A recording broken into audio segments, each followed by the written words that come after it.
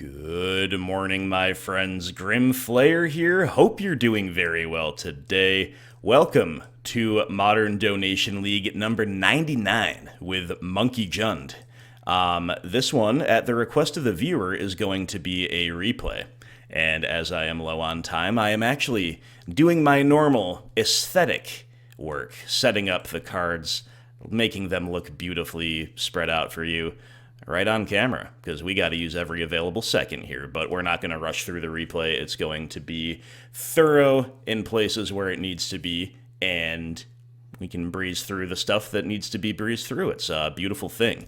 Now, the replay is because our lovely donor and co-pilot is actually not a native English speaker and is a little self-conscious about how his voice sounds when he's speaking English and on mic and all that good stuff.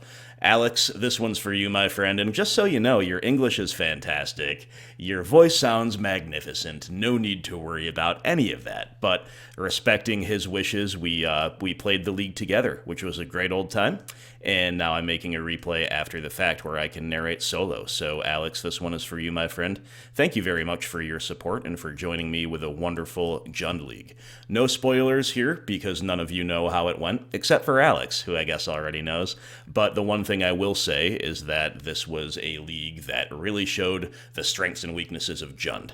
And it only goes to show that no matter how you change the structure of the deck, the incentives sent by the overall strategy and by the specific trio of colors that Jund encompasses, a lot of the same positives and negatives really do apply. So we'll show you the whole shebang, all 5 rounds, just as soon as we do a quick deck tech. Thank you out there for watching, of course, and thanks immensely to all Patreon supporters. Really do appreciate you guys. And this was maybe my second league in the last 2 months. The other one is the Mono Black Mid-Range League that maybe you saw. If not, that was a really fun time. Check that out too. But anyway, so shaking off the rust here to play a little Jund with Alex's list. And I made 1 or 2 sideboard modifications that he picked up on. But running quickly through the deck, we've got 23 lands. 1 Nurturing Peatland is the only source of utility, and 5 shock lands, so very, very consistent with mana production, especially considering the relatively low curve of the deck. We're not skimping on lands. It's very, very safe as far as land bases go. We've got our typical 4 IOK, 2 Thoughtseize, 4 Bolt, 2 Push, and 4 copies of Ragavan, Nimble, Pilferer. This is Simian Jund, or Jund Monkey after all, right? And of course, Ragavan has his downfalls in the face of a clogged board, in the face of multiples being awkward under the legendary rule, etc., etc. Nevertheless, so powerful that we are kind of structuring around this card to a big degree, playing the full play set. We're also staying loyal to Tarmogoyf, who's come into question a little bit more in some Jund lists, and we've got the full 4 Goyf here. So right away you can see we're taking an aggressive posture with this Jund deck, one that is capable of being on the front foot, no problem. And 2 copies of Kroxa, of course, supplementing that plan while supplementing attrition. I've been the #1 Kroxa fan basically since he came out, and this is no exception. Very happy to see 2 copies here. 3 copies of Wrenn remains a big incentive to play Jund in the first place. I wasn't sure about these 2 copies of Abrupt Decay. I know that it can miss a lot of relevant things right now in the format, but I also know that it can hit a lot of relevant things. Being so rusty, being so far away from playing leagues on even a semi-regular basis, I decided to just defer to Alex's judgment here. Of course, this could be some of the other typical BGX or Jund competitor spells, but we're going with 2 Decay, 1 Terminate here. I think the 1 Terminate is definitely spot on. And then at the top end, no Bloodbraid Elf, you'll note, but a healthy amount of X for 1 potential anyway, with the full playset of our girl Lily, 3 copies of Spyro, and 2 copies of the well-positioned Jund classic, Kolaghan's Command, or as you may know it from my first attempt at playing Jund, Kolaghan's Command. That is a blast from the past for the OGs. And in the sideboard, this is where the couple changes that I suggested were picked up on. Namely, I thought we might lack a little bit of something to do against rhinos and also could use a little more help against a couple other decks in the format, and thus I suggested Chalice of the Void if we wanted to tech one way, or Void Mirror if we wanted to have a little bit more big mana hate. We ended up going with Chalice ×2. I suggested, I think, cutting a Boil, and I don't remember what the other suggestion was, but Alex wanted both Boils, I do know that. So we ended up going down to 3 Spellbomb from 4 and a 2 Brutality from 3. Totally fine. And rounding out the rest of the sideboard, we've got 3 copies of Alpine Moon, good Urza Saga hate, good supplemental hate against big mana. We've got a Shatterstorm and 2 Ancient Grudge for those artifact matchups. And like I said, 2 Chalice, 3 Spellbomb, 2 Boil, 2 Brutality. That is our deck tech, my friends. Thanks for joining me. Let's have some fun junding them out with the Monkey and Co.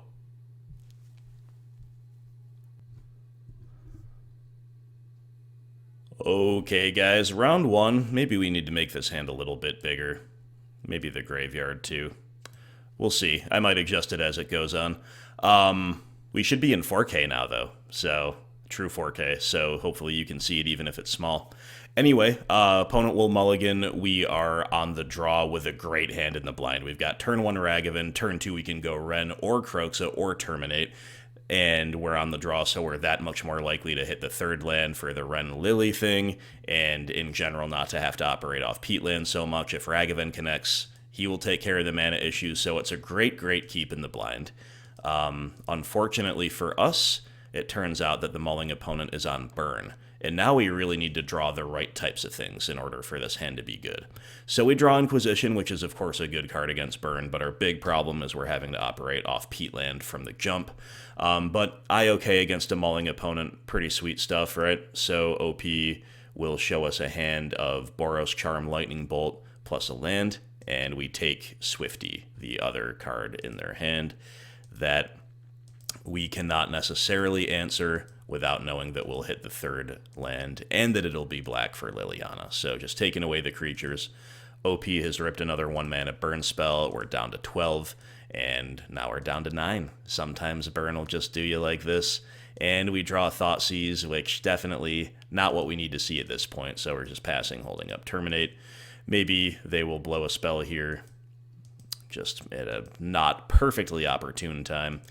Indeed they do. It's the right move. They probably suspect a kill spell, but might as well try for that extra point anyway. So we're down to 4. They have 1 unknown in hand, and they're on 2 lands, so they can't necessarily quite cast everything, but we're dead to a lot, and we're dead to even more if we tap Peatland. So one option here is to go Ragavan, dash in, try to hit a great card off of them, like a Goblin Guide or something, and try to race them, and just hope they don't draw anything else for the rest of the game. The other option is to stay at 4 and not put ourselves dead to any burn spell and just play Ragavan and hope that missing out on that 1 turn of 2 points of damage and that 1 turn of potentially getting card advantage is going to not get us dead. Either way, we're in horrible, horrible shape. Having committed to the painless plan, we decide to stick on it. We're going to cast a Kroxa here in the hopes of just continuing to race them as best as we can. Kroxa turning into a Lava Spike, getting a land out of their hand. OP's got a Skullcrack. The decision not to tap Peatland vindicated. Opponent draws a Canyon, they're on the dig, and then they've got us Swifty for lethal, so no matter what we did there, our goose was cooked. Like I said, it was a pretty fantastic Jund hand in the blind. Not a very good Jund hand against burn. We didn't draw out of our painful 2-lander, and that was that. For game 2 against burn, we've got a couple of Wrens, and the Thoughtseize is out. We've got 2 Brutality and 2 Chalice of the Void in, and we see both Brutality in the opener, alongside 2 lands, Ragavan, Inquisition, Liliana. Even though the lands are pretty painful, this is a fabulous, fabulous hand. There's a little debate as to whether to IOK or Ragavan first. We decide playing Ragavan is pretty hard to go wrong with in this case, so there we go.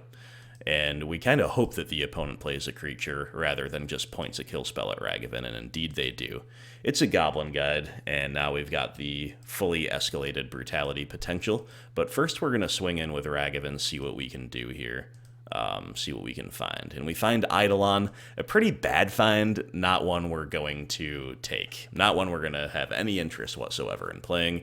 given our hand and given the nature of the matchup, of course. So lots of debate as to what to do. We could do a variety of different things here, but we actually, including playing turn 2 Liliana, which is pretty cool, but we actually end up opting to just basically interact as much as humanly possible this turn. So we said, if we're going to escalate brutality fully, maybe it makes sense to Inquisition first and just take as many resources as possible, and also to get full information for how best to fully escalate brutality. And that's what we end up doing. Unfortunately, we're looking at a really stacked hand over there. They've got 3 lands, including a Canyon, double Boros Charm, Monastery Swiftspear, and Eidolon. So we decide to basically attack the creatures. We go Inquisition for Swifty, and then we are going to Brutality, escalating away Push and Lily in order to take one of those Boros Charms, thereby pricing them into playing Eidolon into our Brutality, most likely next turn. And that's just a little bit better against them drawing a 1-mana spell than taking Eidolon and leaving Swifty would be. But as we say, a pretty scary hand from OP. We draw a relative brick in the form of Bloodstained Mire. We don't necessarily need that 3rd land, especially a painful one with Ragavan uncontested.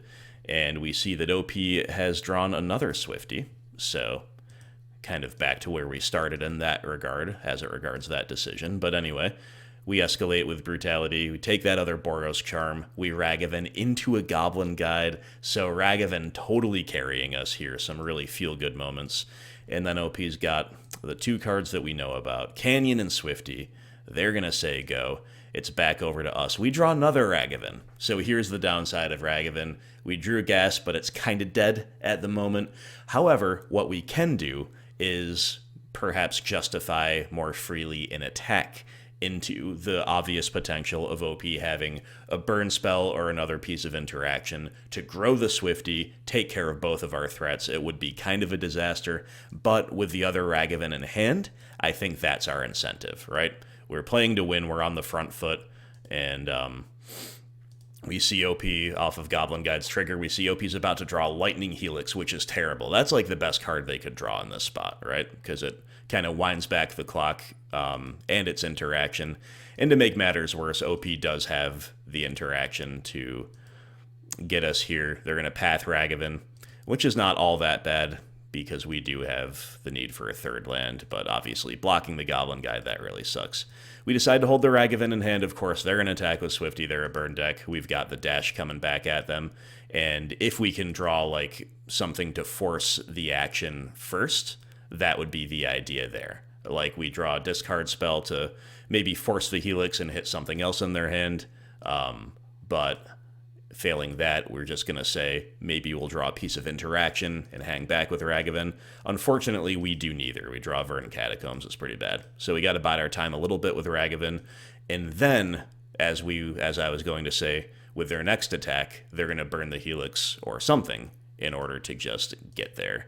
Now, it's kind of funny to get there in the way of damage. Now, it's kind of funny because I said we can hold the Verdant Catacombs, but the literal only reason I can think of where it makes a ton of sense to play the Catacombs and just fetch on the end step is if we draw Spyro, and wouldn't you know it, we draw Spyro. It still would not have been perfect because we would only have 2 red, and we'd need 3 to just play Ragavan into Spyro and dump out our whole hand on the following turn, but it's still really punishing to draw that card at that exact point.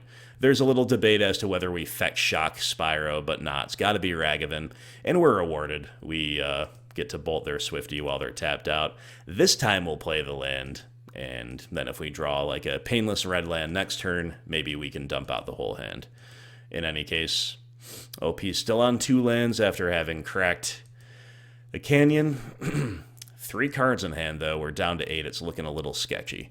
We draw Peatland, and it's time to say goodbye to Ragavan. I think Spyro, making a token out of Ragavan is the move here.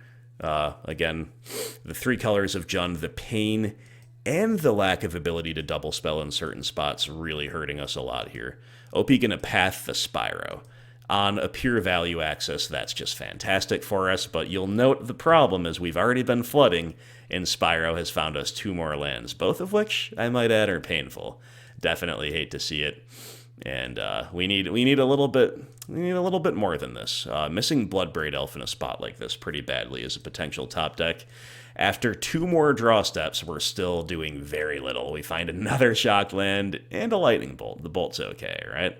Opponent gonna Searing Blaze us without a landfall trigger, taking care of our token, pinging us for 1. Very insulting, but at this stage, it's honestly a decent play for them. Back over to us, and hey, we just can't win. It's just Blood Crypts off the top for days and days.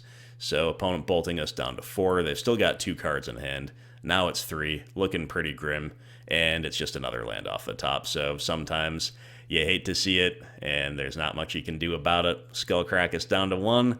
Will opponent have any kind of a kill spell in their hand? With 3 cards in hand, you kind of expect that they will.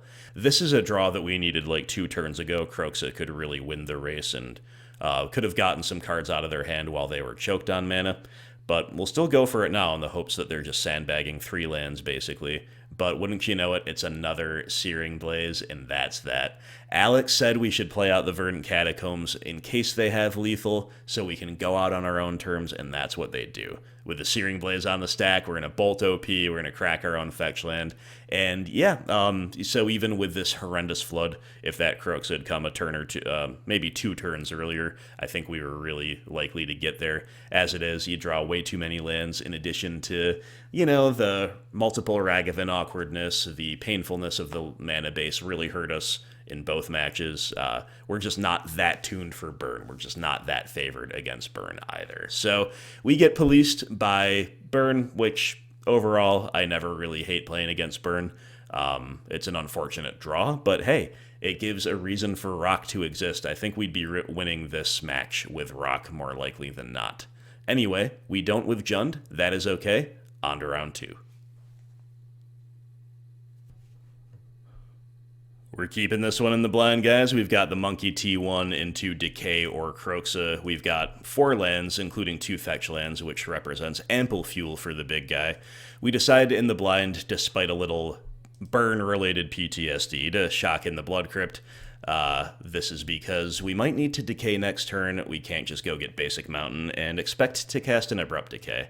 But it's the opposite of a burn deck, kind of. I mean, it's red, but we're against Valakut, so some kind of Valakut-based deck is all we know at the moment. And therefore, this Tarmogoyf that we just found is probably a pretty good draw, because we really need to apply pressure. But as always, we will see what Ragavan yields before we decide exactly how our turn will unfold. Raggy's going to get a Primeval Titan off the top. Well, good that they don't have it, most likely, because they did keep 7. And thus we can assume they don't have any real shortages. But nothing we can cast this turn, obviously.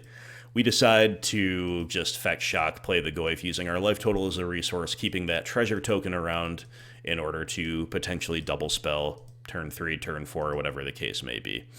OP with a Sakura Tribe Elder, which is an annoyingly good blocker against us, but we do have an Abrupt Decay that might not really do that much else for us. So we can still cast Kroxa. Remember, there's a lot of different ways we can sequence a turn like this, but we're looking for maximum pressure, maximum damage, and also potentially card advantage with Ragavan. We want to continue to apply pressure, of course, and ramp, all the things that Ragavan can do.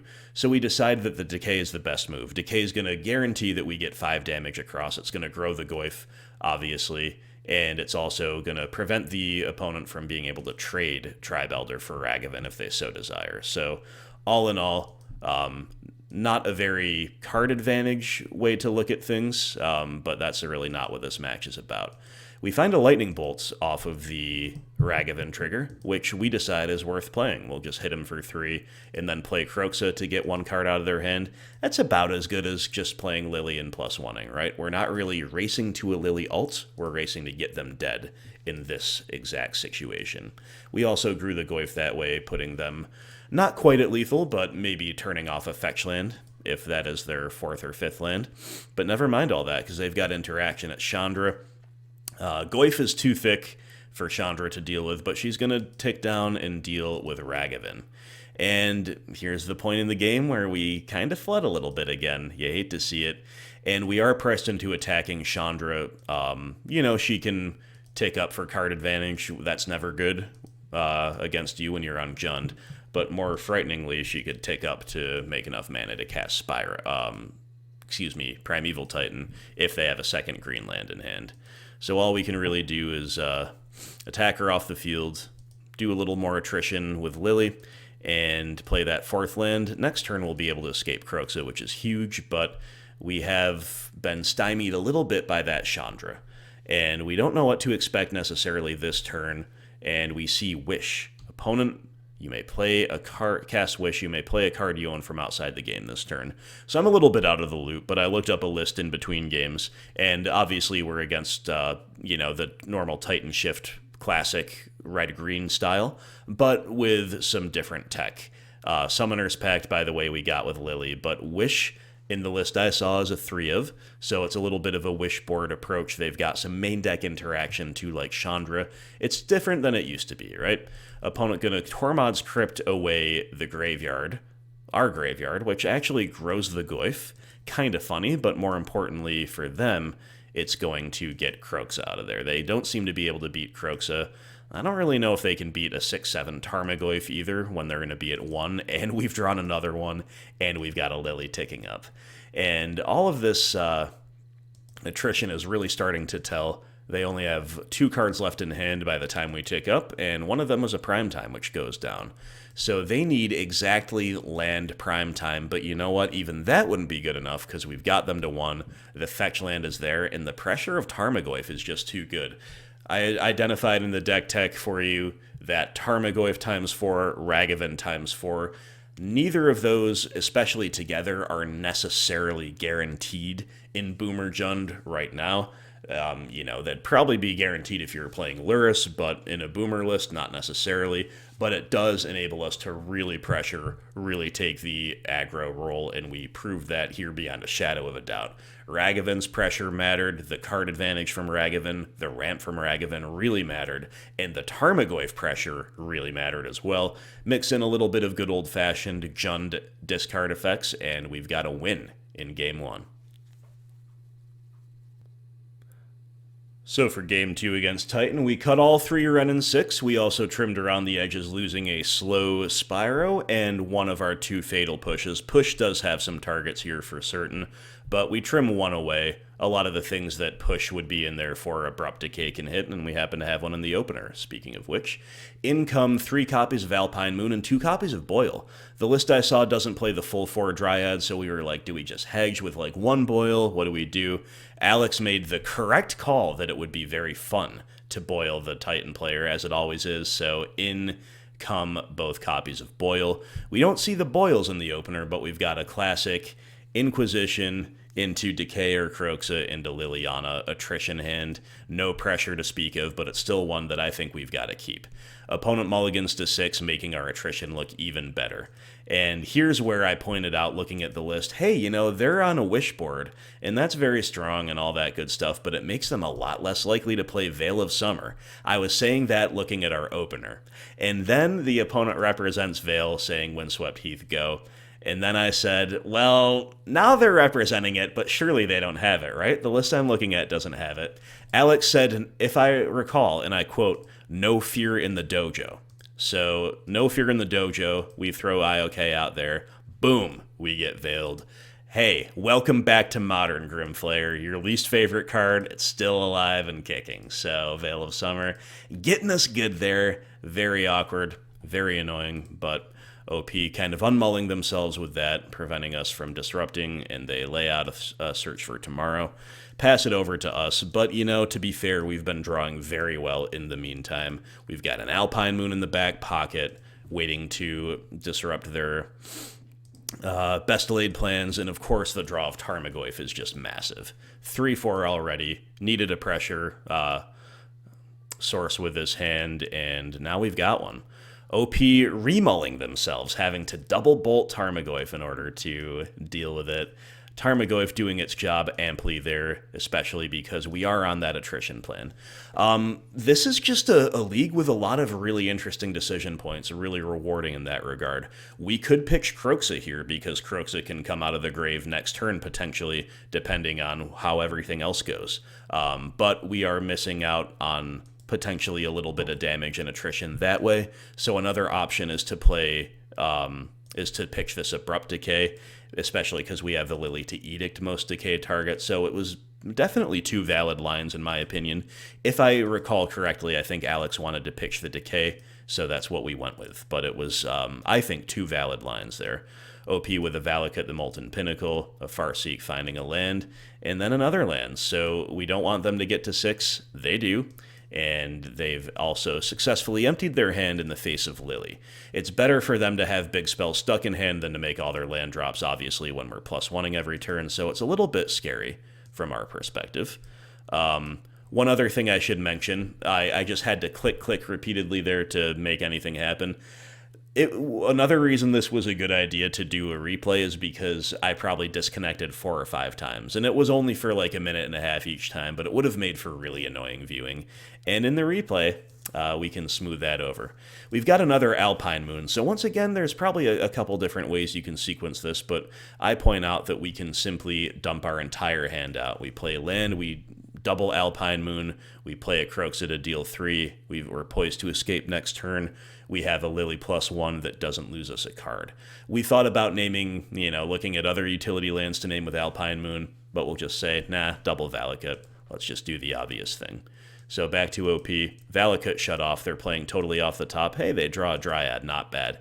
Now we're cheering for a Boil off the top. Can we boil them for the most stylish victory of all time? Well, let's find out. No, we cannot. It's simply an Inquisition, but that is all right, because we've got Lily, got a couple Edicts in the bank, a couple kill spells in the bank, effectively, and it's Titan time out of the graveyard. Our Titan, our Elder Giant. So Kroxa putting them to the sword here. It's already done 6 damage with ETB triggers. Next turn, it will do 9 damage. Or will it? They've got Sakura Tribe Elder as a blocker. So that's a pretty good blocker under the circumstances. We are kind of pressed into the Lily Edict if we want to race as hard as we can. And I think we're supposed to. The only downside is if they they draw a really good creature off the top and we can't get it.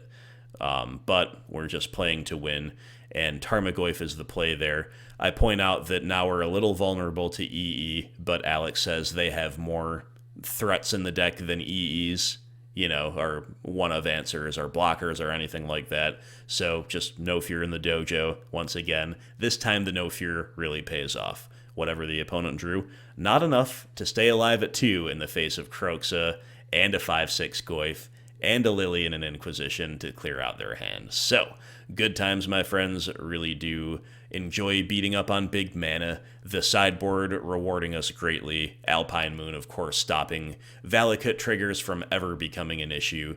And that is, in conjunction with all of our attrition and pressure, basically shutting off any avenues of attack they might hope to muster. Veil of Summer, not enough to save the Titan Shift player. We're on the board here going into round 3.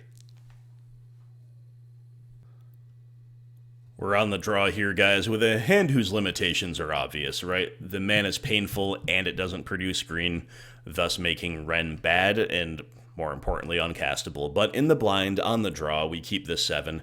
We've got all the interaction that's great early game. We've got Push, we've got Bolt, we've got Inquisition. Opponents got 4 spells, but no land drop, and Lurrus as a companion, thus assuring us that we could not possibly go through a league without seeing Hammer Time. And Alex is actually hyped about this. Now, the deck still scares me even if we're prepared for it, but Alex is like, no, we got this. We're really prepared for Hammer Time. Opponent says, bleep, I wasn't paying attention, LOL.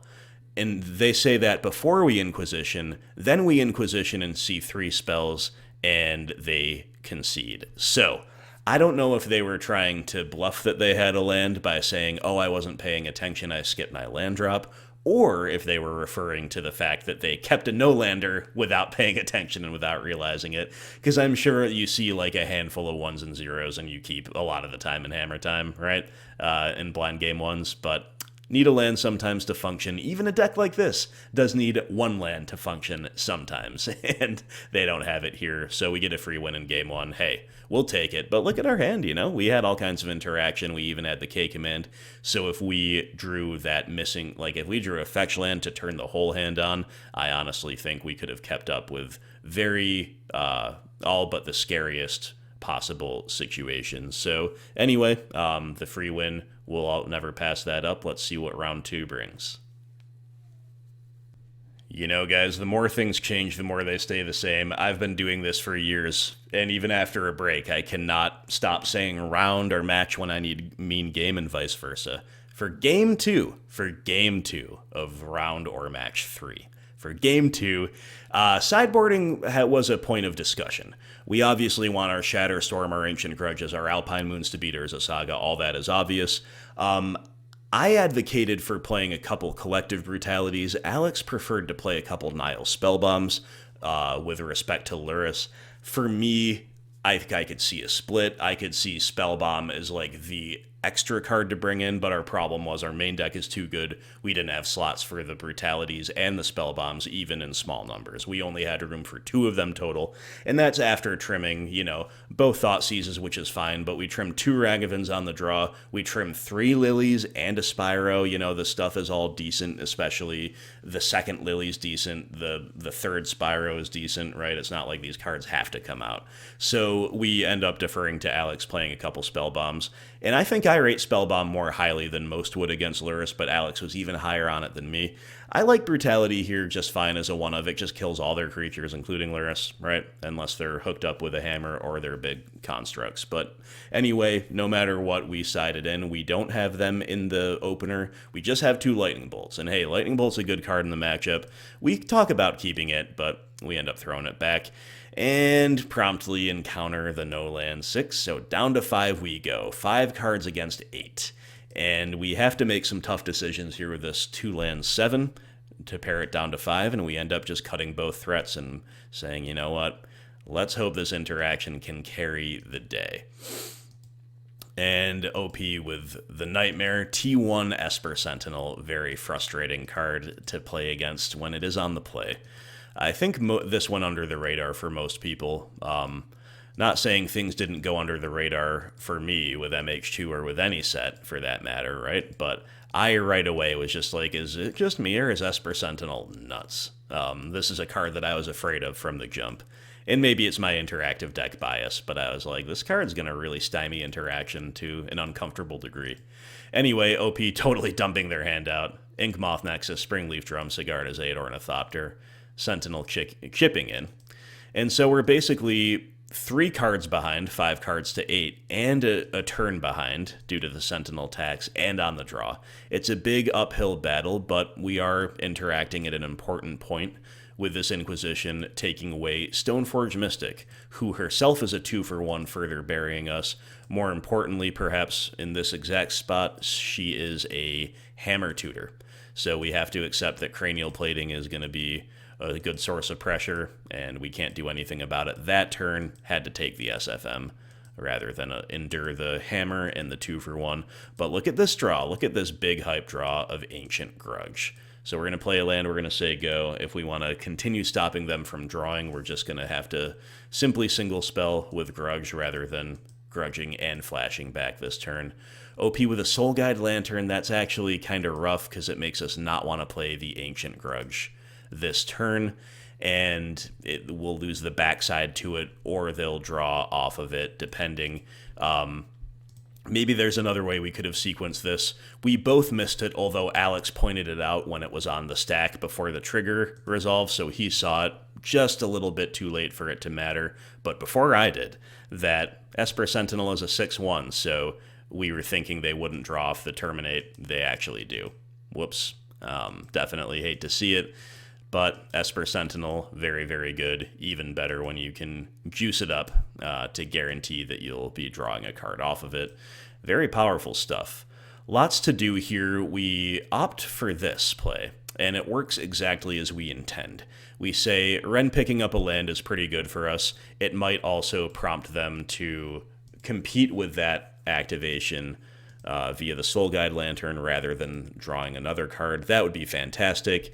It stops them from continuing to draw out of the low resource status that they were in, and more importantly, it clears out the Soul Guide Lantern so we can double spell with Ancient Grudge without having to necessarily do it at an exact time. So we might have messed up the sequencing a little bit with respect to missing that Terminate would let them draw. We could have sequenced differently otherwise, but having established that, we're still doing okay here.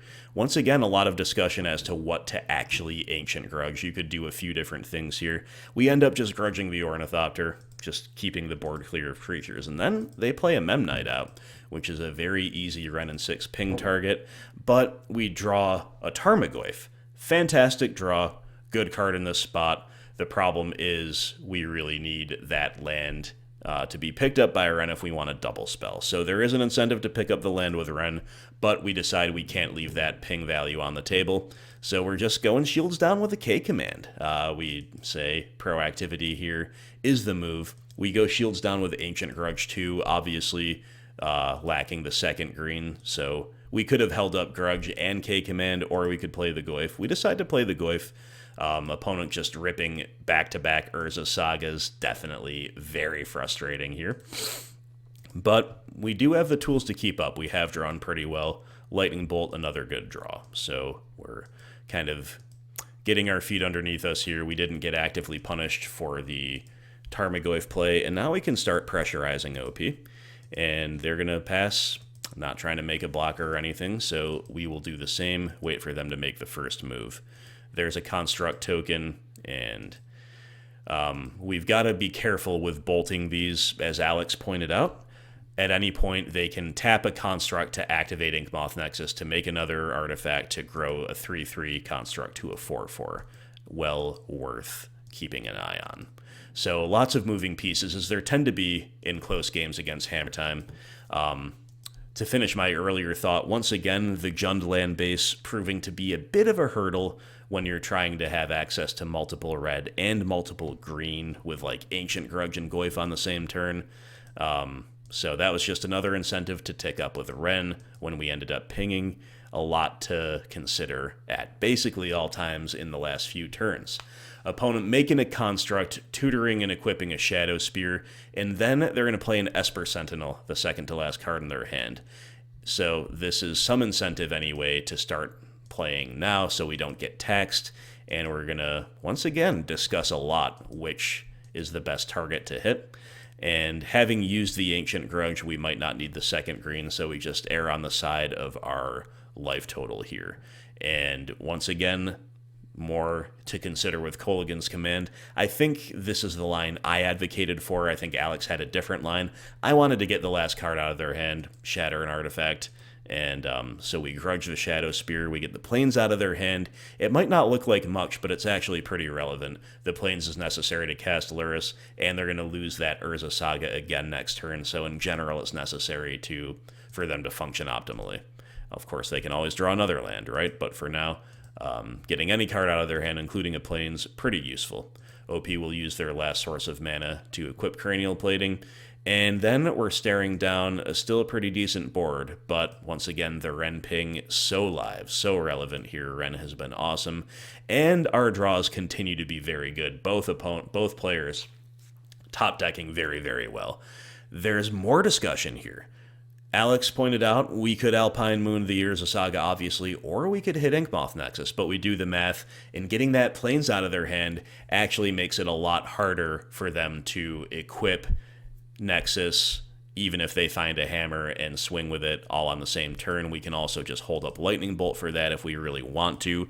So we kind of resolve to do that, and then during attacks we're like, or do we? Or do we just maybe Lightning Bolt the construct here and race them as hard as possible? We opt for the latter, and that's what we're going to do. It's also, as pointed out before, a way to make sure the Bolt is a kill spell for a 3/3 before they can somehow get another artifact on the field or activate Yawgmoth Nexus. But that's definitely a play that could be a little bit risky over the course of a couple turns, maybe, if they have the exact right top decks.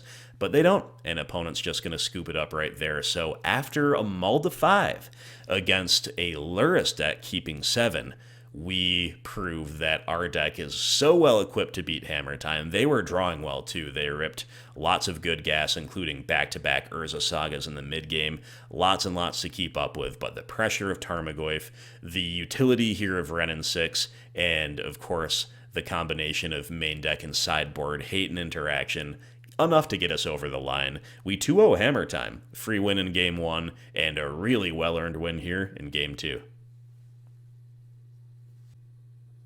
Alright guys, we're against a Yorion deck here in round 4, and we've got a nice hand against most Yorion decks. If they play early creatures, we've got the interaction to clear the way against them for Ragavan, and they may not have early interaction themselves for Ragavan, right? So, having 2 in hand, we have pretty much the perfect luxury to deploy 1, and be rewarded if he connects, and rewarded if they have sorcery speed removal, because of course the other one can dash in.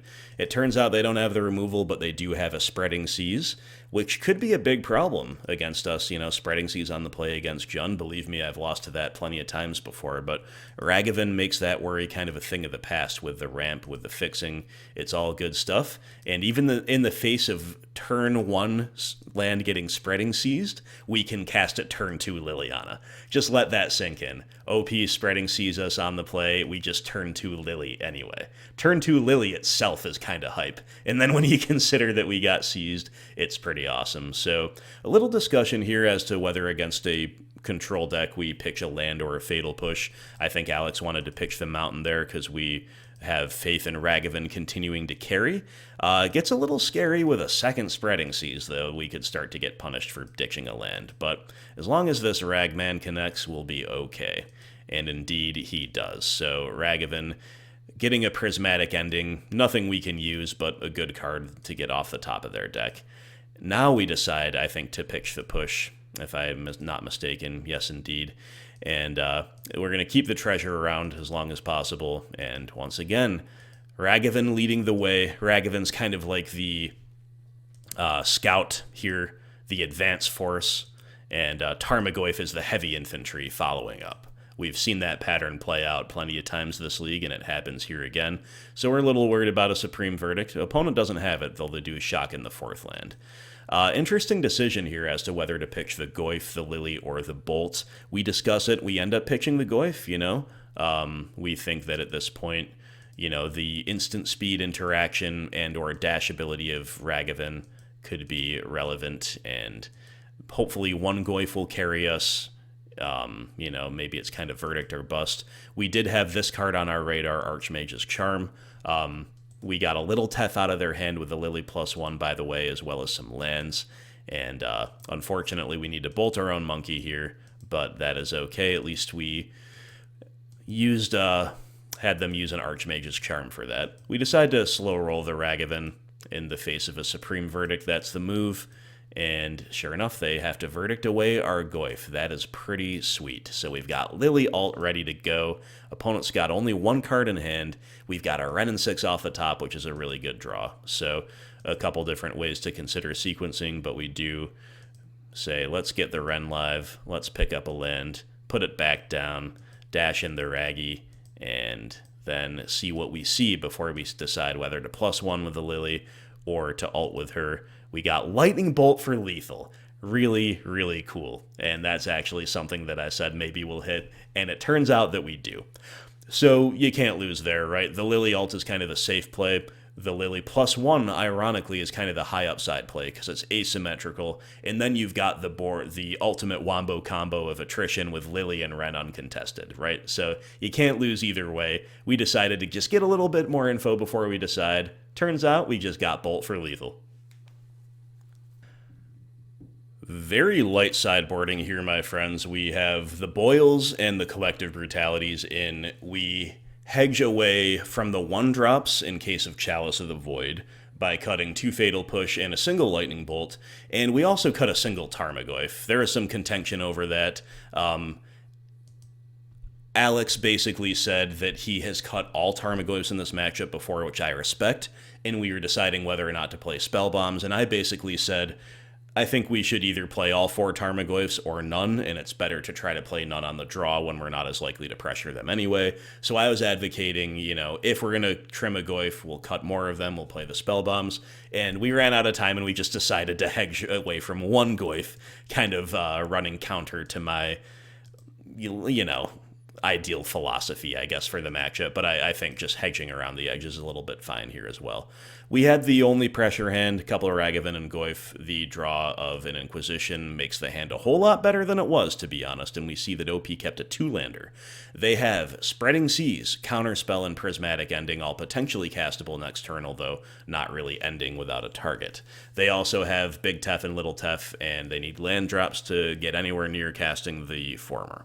So what do we do here? And I think taking Spreading Seas here is the move, and sure enough, that's what we do. We don't want them to cantrip, and we also don't want them to potentially seize us out of the game. And playing something into a counterspell with our hand is actually perfectly valid here, because we have 2 Ragavan, so we'll basically guarantee that they're going to use one of them. They're going to use their counterspell, rather, on one of them. And I think that's a good use of a multiple copy of a legendary in this spot. And we're just hoping that they don't naturally draw the 3rd land, and they don't. So our sequencing has been rewarded, and it's just now a question of what to do.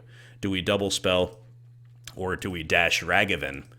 Do we double spell leading on Goyf to draw out another counterspell and then stick a Rag after? Or do we play for the higher upside, dash Ragavan, and then double spell if we connect?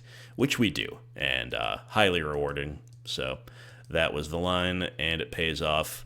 We play the Goyf, Raggy bounces back to hand, and now OP is functional. They do have the 3rd land, but kind of expected the Teferi bounce here for efficiency and to continue curving out, but they respect Goyf enough to just Prismatic Ending it, and I guess that makes sense too. But we're once again flooding. We have flooded a lot this league, it bears mentioning, and that can be a little bit sketchy in this spot, so we're hoping for something we can use off Ragavan, but with only 1 treasure token at our disposal, we're not going to be able to cast that much.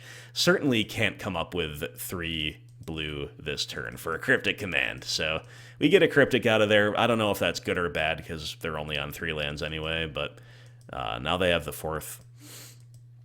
And now it's time for Little Tef. We thought about maybe K-commanding in response, just discard them, pick up a Ragavan, basically, but we talked about it, we decided against it, and, it's not like we need to be really mana efficient. We have more lands than spells. So we draw Wrenn and Six, which could be good. We're able to attack on a different axis that way, continue accruing advantage, technically, and threatening the ult, but unfortunately, OP has drawn another Prismatic Ending, and in combination with Teferi, it's the perfect answer to a dashing Ragavan. That was really, really rough. That is where I started to feel like, oh, maybe we're not in such a hot position this game.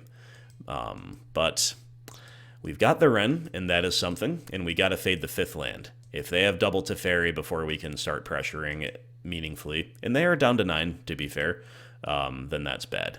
We have a little bit of a reprieve with them not having the 5th land, but we draw our millionth land, so that's pretty bad. We've got no real choice but to main phase a Kolaghan's command. I'm pretty confident we should be discarding the opponent. I think Alex wanted to pick up Ragavan and burn the opponent to race them a little bit harder. Either way, kind of irrelevant, because OP's just got permission in the form of Archmage's Charm, so all we can do is keep working toward that Wrenn ult, keep trying to fade that 5th land. At least we prevented Charm from being a draw too, which would guarantee the 5th land. But OP's got Chalice of the Void on 1, still no 5th land. That's alright, but that's a big problem with Prismatic Ending. That card truly wrecking us this game. We're fetching our basics now at this point just to thin because we've drawn all the lands in the world. And hey, it's a non-land card, but it's a Thoughtseize, just in time to get Chaliced out. It could have taken the Teferi, and then they rip the 5th land right on cue for Teferi. So one of those winnable control matches where it just all comes together for us basically a little bit behind schedule, and then we rip a Wrenn and Six off the top. I'm thinking we gotta hit something big off the top. It's gotta be like Spyro into Goyf plus Abrupt Decay for Little Tef or something, and then attack Big Tef off the field. Instead, it's just Wrenn and Six. Good card in the matchup, not beating double Teferi. At my suggestion for Game 3, we get that fourth Goyf back in here. We just cut a bolt. It's just, 1-for-1 at best, and it hedges us further away from Chalice. And we've got a nice aggressive hand here with the notable absence of green mana, but Inquisition, Ragavan, Tarmogoyf, Kroxa, 3 lands, not something we throw back, even if it lacks green for now. As we know well, good old Raggy can make green. So we Inquisition to clear the path, and sure enough, Path to Exile is there. Now, technically, we could leave Path anyway and, like, force them to 2-for-1 us early. We get our green land that way, but we decide to just take Path and repeatedly plan to connect with Ragavan. The green land doesn't necessarily help us cast Kroxa either, but it's irrelevant because we draw another land. Not exactly what we wanted to see, right? But we're still connecting with Ragavan. We get Force of Negation. That's not that relevant right now, but of course it's going to be live at some point. But with our handful of creatures, maybe not anytime soon. OP, though, with a surprisingly relevant play. Wall of Omens. Wall of Omens, very, very good at blocking Ragavan, and we draw another Ragavan. So right now I'm just starting to feel, getting that same sinking feeling I did last game, where like it looked like we were in a pretty good spot, and then, 1 or 2 draw steps later, it's like, ooh, okay, I don't know that we are. We're going to lead on Kroxa before we show them a Tarmogoyf, and we get Counterspell out of their hand, which is probably pretty good. And Goyf at least can attack over the Wall of Omens, but of course, we know Prismatic Ending is there for the Goyf. However, they look like they're thinking about using it. They decide not to. We have a couple options. We could main phase a Decay and then try to dash in a Ragavan and see what happens. Or we can just attack with the Goyf, see if they're going to, block with the wall. Lots and lots to consider, but they don't do anything, so neither do we, and I think that's good enough for us at the moment.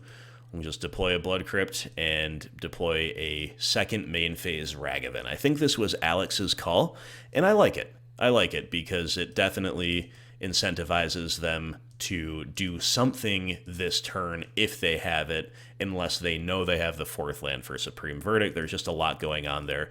Archmage's Charm was definitely something we considered as well. This draws that out. Unfortunately, we have to decay, but ultimately that's better than them getting that from us at a point we couldn't interact or whatever. So opponent doesn't draw the 4th land for Verdict. They're going to Prismatic Ending the Goyf. Now it's time for us to finally decay that Wall of Omens with another draw of Abrupt Decay, which was a pretty good one, to be honest, and then Raggy gets to connect. We almost get to cast their Wall of Omens, which would have been really hype. Just 1 mana short, and but getting the wall off the top is actually really good right there. Strange how relevant Wall of Omens is. We were talking about this. It's like we battled through Urza's Saga. We are carrying games with Ragavan, all these powerful MH2 cards. Wall of Omens actually super relevant right now for the opponent against us. They've got Chalice locking out our Ragavan, but we've got a Goyf in hand. However, Goyf is going to have to wait a turn because all of this interaction. One of the reasons also, I forgot to mention this, that we played the second main Ragavan, these types of plays can force interaction. And when you're building toward an escaped Kroxa, any 1-for-1 trade is very good for you in that regard.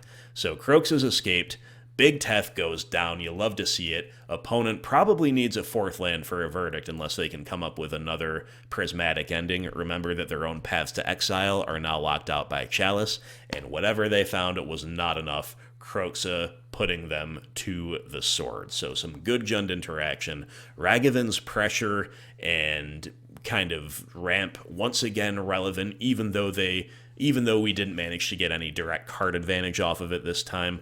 Absolutely really, really relevant here. The pressure of Goyf too, but this time Kroxa is what finished them off. So we've cashed the league, my friends, and there's still round 5 to play.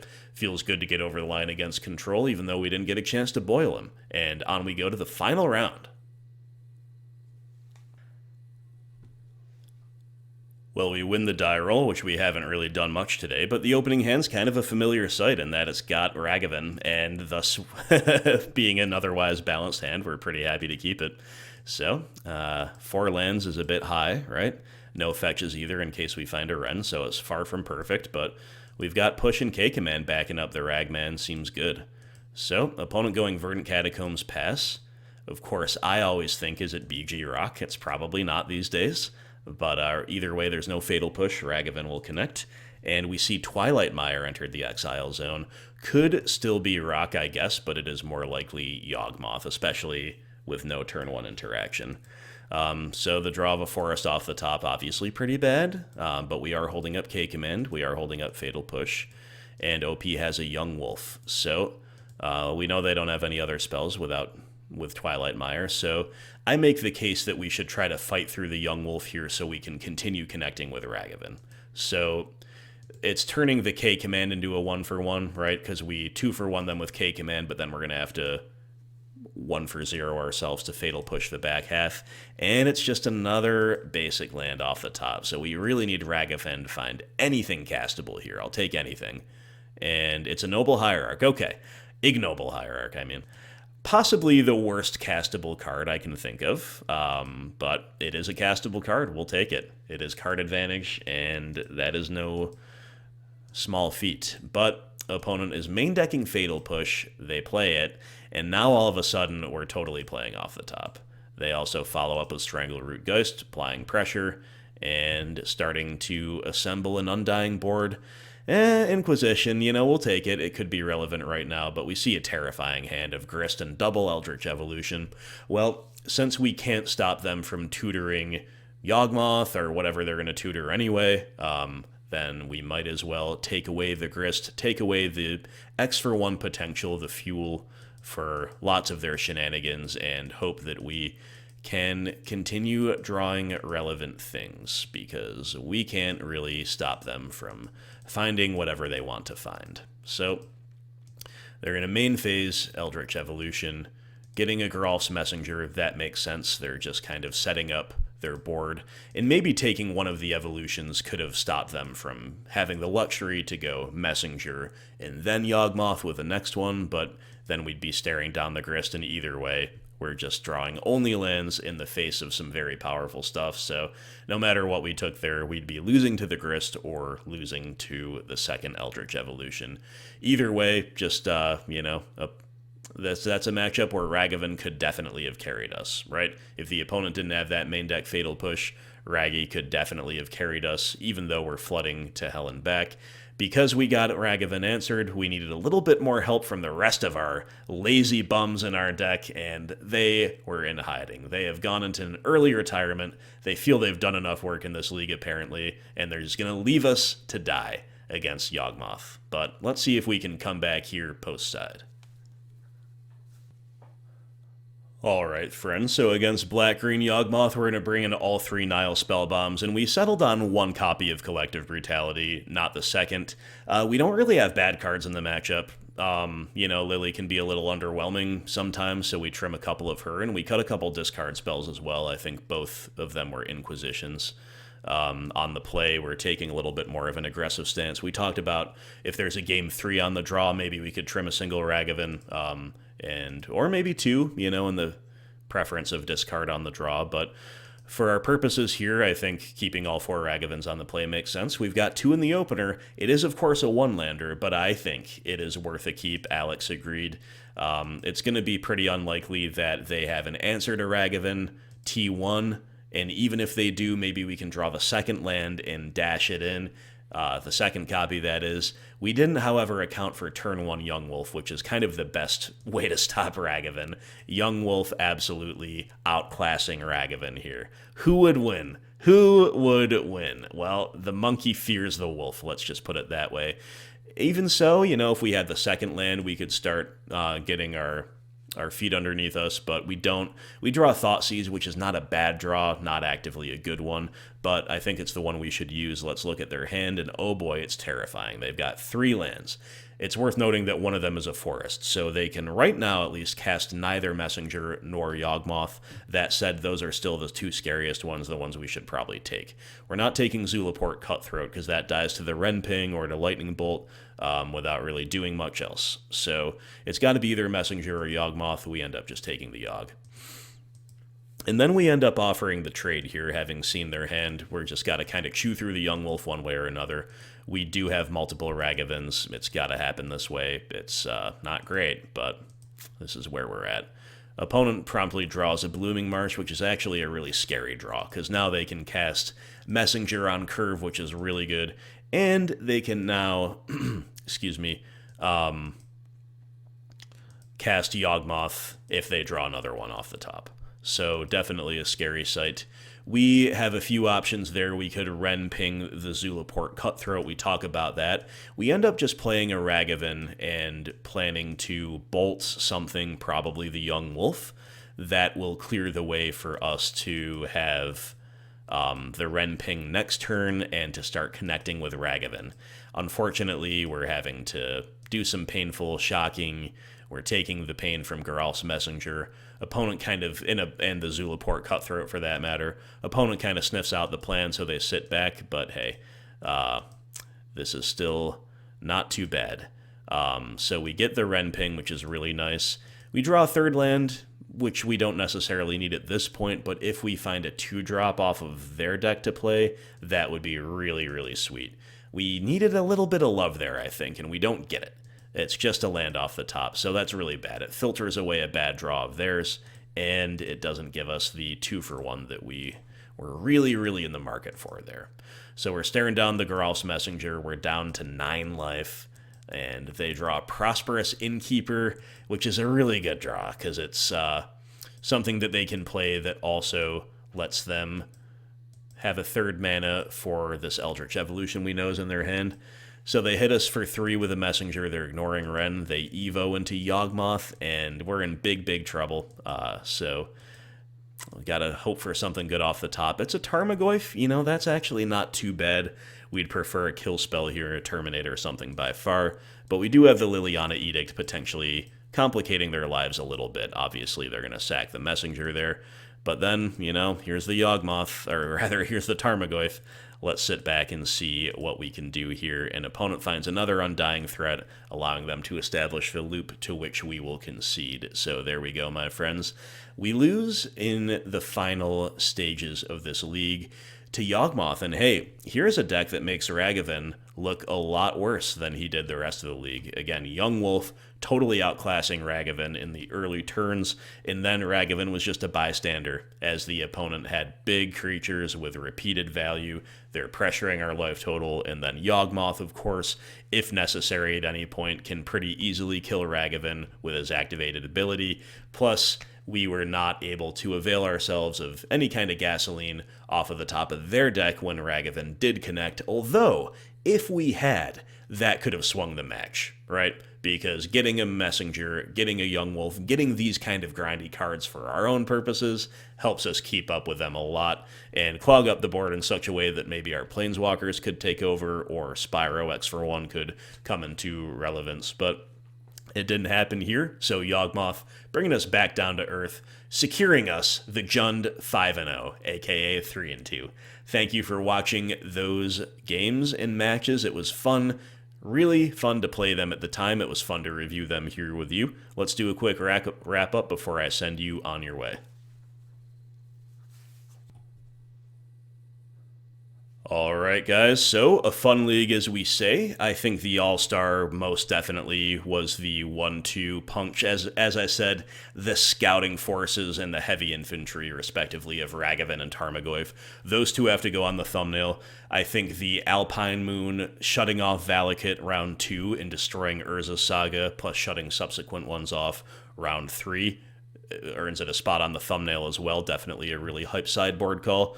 And then I think the Inquisitions were really relevant here in a lot of spots. Inquisition or Kroxa. We'll see what looks better on the thumbnail. One of these two is probably going to round us out. You know, we didn't end up using the top end that much. This was not a league where we really did much with Spyro. Lily was decent in a few spots, but she didn't necessarily carry us. like she has in the past. Definitely good against the control deck, definitely good against the Titan deck. I think those two games we mentioned were where she was really nice, but wasn't like a Lily League. And similarly, Kolaghan's Command was okay. But, Wrenn had one really, really good performance, and otherwise, these X for ones weren't really what it was about today, strangely enough. It was about the pressure of Ragavan, and the X for one potential, and the ramp of Ragavan, and the pressure of Goyf, and our 1-for-1 interaction was really nice. And then often something like Wrenn or Kroxa or whatever took us over the top. But between that and between the utility of Alpine Moon in the sideboard, definitely really nice. And thus, I am obligated to mention that if those types of cards are what are overperforming, the 1-for-1 interaction and the low curve efficient threats, then maybe this is an argument for kind of pivoting into the Lurrus build, keeping the curve low, getting that free 8th card, getting all the stupid Lurrus BS that we all know and hate and love and have such mixed feelings about, right? But anyway, guys, that was our league. Big shout out to Alex once again. Super generous supporter. Really appreciate it, as always, and I think we did your list proud. The losses, I think Yawgmoth were okay against Yawgmoth with this particular build. They presented some really tough progressions. Our deck was stumbling by that point in the league. I wouldn't read too much into that. I think that's probably 50-50-ish. We've got plenty to do there, and I don't know if you're necessarily rewarded for teching more against that particular deck in specific than we already are. The other thing I'll say is that we have, a little bit more room to grow maybe against Burn. If we're talking about teching against Burn, now that's something we could do. Remember, his initial draft had the 3rd Collective Brutality in there. We can't really complain because we saw both of them in the match that we lost anyway. Not saying that would have made a difference, but I am saying that this list could respect Burn a little bit more than it does, and I wouldn't say no to that if somebody wanted to tweak it in that direction, but that's about all I have to say. So a nice, fun league, despite the disconnects that we had while we were playing live, and quite a bit of flooding and a couple unlucky moments in our losses. But the deck looked good. It was a lot of fun to play. Good fun to hang out with you, Alex. Hope you enjoyed the replay as much as you did the co-play. And thank you out there for watching. As always, thanks to all Patreon supporters. And as always, leave your thoughts in the comments section below. I will see you for Donation League 100 very soon. I have a special plan for that. Don't miss it. And as always, please do turn into Halvar's Saga, the story-driven Skyrim content I've been putting out. I don't care if you're a Skyrim fan or not, or if it's a 10-year-old game. That is a ton of fun, and I've been having all kinds of good times jamming Skyrim. So please look into that if you need a little more content to brighten up your day, to make your epic atmospheres that you need to be a fully actualized human being and all that good stuff. All right, I'm starting to speak total nonsense now, so that's my cue to wrap it up. Thanks again. Talk to you soon.